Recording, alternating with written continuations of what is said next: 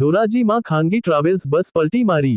બસમાં બેઠેલા પેસેન્જરોને ગંભીર ઈજા. ધોરાજીના Jetpur road Reliance petrol pump નજીક ધોરાજી તરફ આવતી ખાનગી ટ્રાવેલ્સ બસ પલટી મારી જતા અકસ્માત સર્જાયો.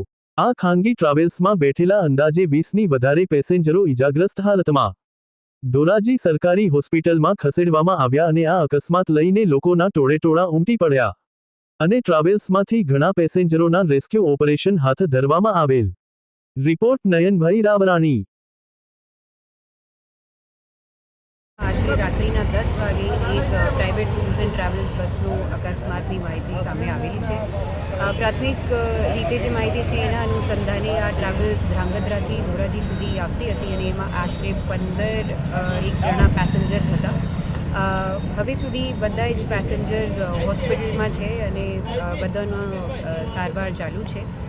તપાસ આ મેટરમાં આગળ ચાલશે જેથી આપણે ખબર પડશે કે આ અકસ્માતની બીજી શું ડિટેલ્સ છે.